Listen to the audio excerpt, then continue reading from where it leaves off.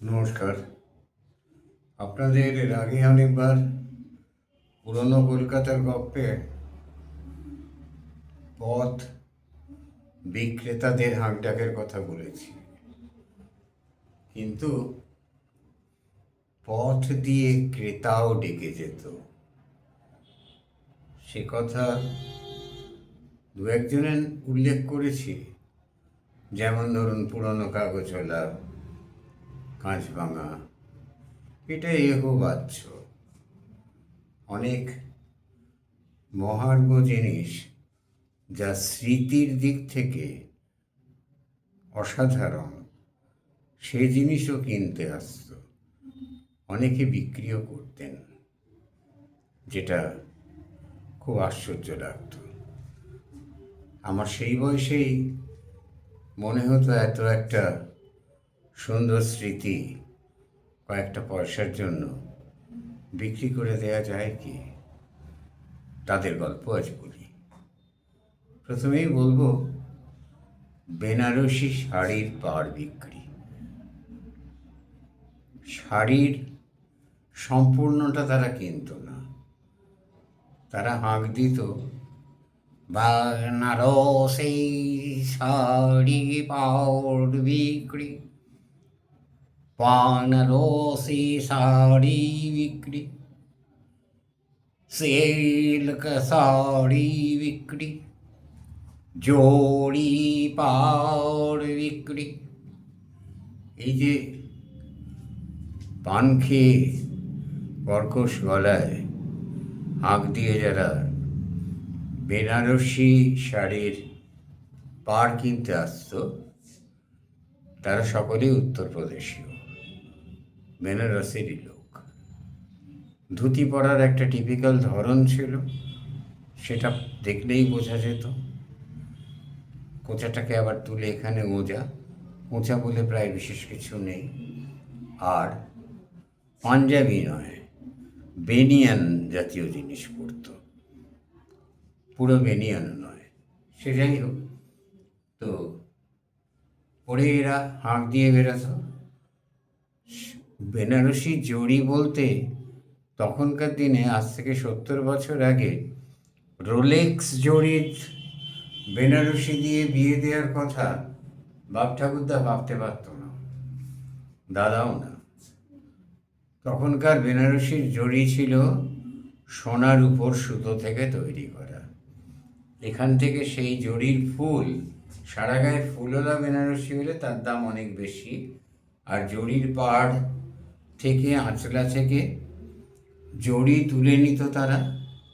কাপড়টা কী করতো জানি না, শুনেছিলাম বিক্রি হয়ে যায় যারা প্রতিমা, একটু ভালো কন্ডিশনের কাপড় হলে প্রতিমার ব্লাউজ ইত্যাদি তৈরি করানোর জন্য অসুরের, প্রতিমাকে দেওয়া হতো না, পুরনো অসুরের পোশাক করার জন্য বিক্রি হয়ে যায়।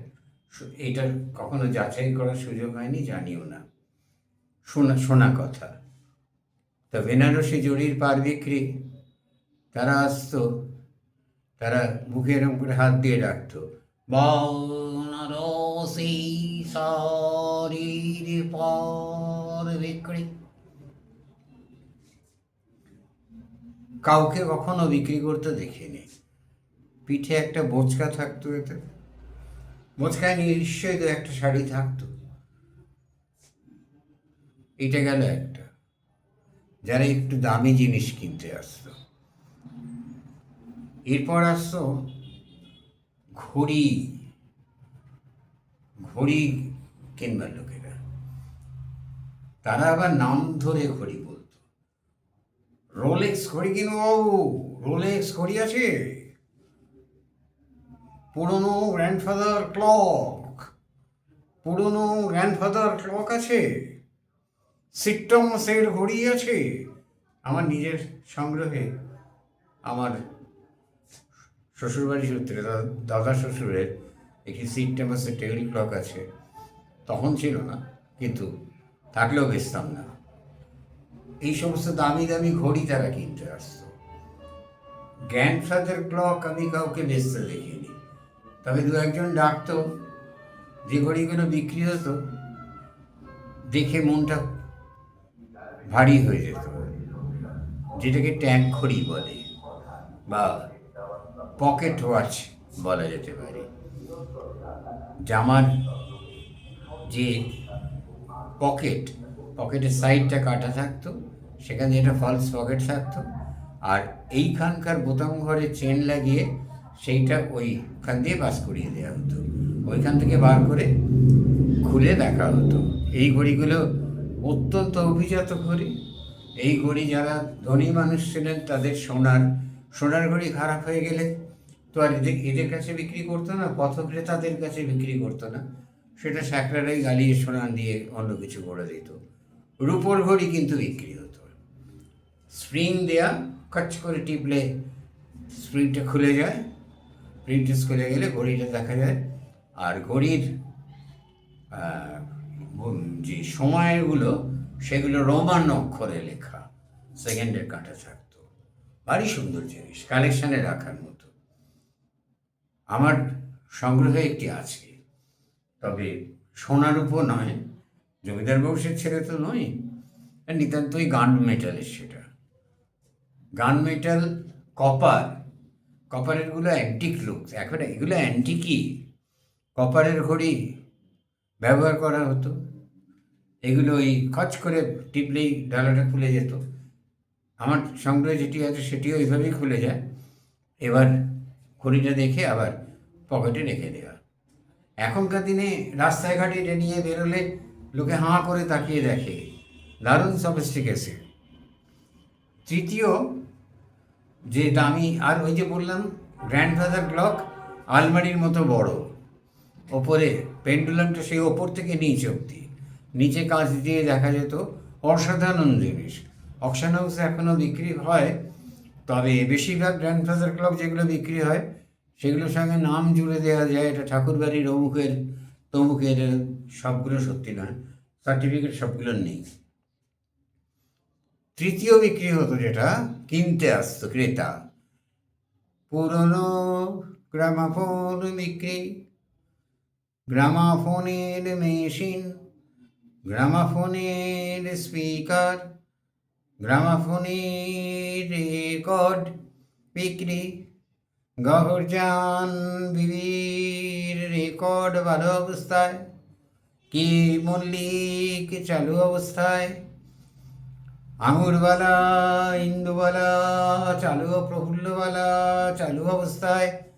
এইসব রেকর্ডগুলো যদি চালু অবস্থায় হতো এরা কিন্তু, কারণ তখন আস্তে আস্তে প্লেয়ার তৈরি হচ্ছে, অন্যান্য ধরনের রেডিওগ্রাম বা গ্রামাফোন আস্তে আস্তে উঠে যাচ্ছে তখন কলকাতা থেকে।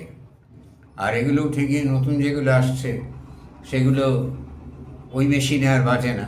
বিশাল বড় রেকর্ড, দু পিঠে দুটো, এক পিঠে, এ পিঠে একটা, ও পিঠে একটা গান থাকতো মৃণালকান্তি ঘোষের, এক পিঠে বল রে জবা বল, আর অন্য পিঠে কালি সেজে ফিরলি ঘরে কোটি ছেলের কাজল মেখে, বিখ্যাত রেকর্ড, দু পিঠে দুটো গান। তো সেই রেকর্ড অনেকে বিক্রি করে দিত। গ্রামাফোন মেশিনটাও বিক্রি হতো, এখনও পাওয়া যায়, ঘর সাজাবার জন্য লোকে এখনও কেনে। চাঁদনির থেকে কিনলে 3-4 হাজার টাকায় পাওয়া যায়, অকশন হাউস থেকে 50-60 হাজার টাকা হতে পারে।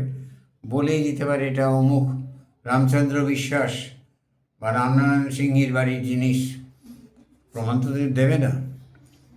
সেই গ্রামাফোন রেকর্ড বিক্রি হতো পুরোনো দিনের। গ্রাম রেডিও বলে একটা ব্যাপার ছিল, তার মধ্যে বড় আলমারির মতো অনেকখানি জায়গা নিয়ে রাখতে হতো, তার মধ্যে সেকেন্ড থাকে গ্রামাফোনটা থাকতো, আর ওপরে থাকতো রেডিও, আকাশবাণী যে রেডিও, সেই রেডিও চালিয়ে শোনা যেত রেডিও, আর নিচে রেকর্ড। এই রেকর্ড বিক্রি হতো, সঙ্গে গ্রামাফোনটাও বিক্রি হতো। হিজ মাস্টার ভয়েস, সেই কুকুরটা বসে আছে, আর সঙ্গে পেতলের অথবা কপারের চোঙা, বেশ দামি জিনিস, ঘর সাজাবার জিনিসের পক্ষে খুবই সুন্দর জিনিস। এই এক পথ ক্রেতা ছিল যারা এই একটি দামি জিনিস কিনত। 3-4 নম্বর ছিল প্রাণা, পেতল, খাগড়াই, কাঁসা, বহরমপুরি, কাঁসা মুর্শিদাবাদের, বাটি পুরীর, ক্ষেত্তুরে বাটি, তীর্থক্ষেত্রের বাটিকে ক্ষেত্তুরে বাটি বলা হতো। এই সমস্ত ট্র্যাডিশনাল ধাতুর সমস্ত জিনিস তারা কিনতো। এরা ঠিক কিনতো না, এরা বদল দিত। ক্ষেত্রে বাটির বদলে নতুন খাগড়াই কাঁসার, পিতলের তামার পরাত, গেলাস গটি পাওয়া যাবে। বিদ্রির ফুলদানি বদল দিলে ভালো কাঁসার গেলাস পাওয়া যাবে। বিদ্রি হচ্ছে এক ধরনের, অনেকের বাড়িতে এখনও আছে, আমারও কালেকশানে আছে, এক ধরনের কালো কুচকুচে মেটাল, কাঁসা ব্রোঞ্জ মিশিয়ে করা হয়, বেশ দামি জিনিস, এবং তার মধ্যে সাদা রূপোর আঁজি দিয়ে কাজ করা হয়।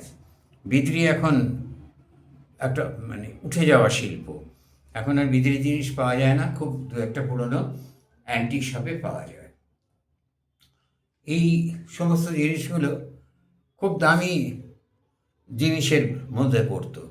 একবার একজনকে একটা জিনিস কিনতে আসতে দেখেছিলাম, আর কখনো দেখিনি, সেটা কলম।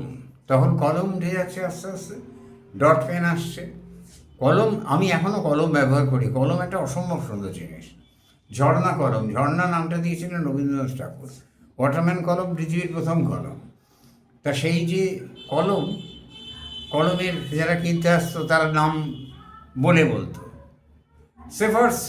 সেফার্স কলম আছে, সেফার্স, ওয়াটারম্যান, উইলসন, পাইলট, এদের থেকে যাতে একটু নিচু, সেফার্স সব থেকে দামি। এই সমস্ত কলমের অসম্ভব দাম ছিল। পুরনো হয়ে গেলে অনেকে সারাতেন না বা সারানো যেত না, বা কালি করা কলম অনেকে ব্যবহার। তখন ডট পেন মানুষের মন জয় করে নিয়েছে, সর্বত্র ডট পেন। নতুন যেটা ওঠে সেটা তো মন জয় করে নেয়। প্রথম ডেলহাউসি স্কোয়ারে 1 টাকা করে পিসের সুইচ দিয়ে এরকম টিপে শীষ বার করা ডট পেন প্রথম চালু হয়েছিল। তারপর তো ডট পেন সারা দেশেই ছড়িয়ে পড়েছে। জটার রিফিল নয়, ডট পেন। যাই হোক, এইগুলো হচ্ছে দামি জিনিস কিনতে আসতো তখনকার দিনের লোকেরা।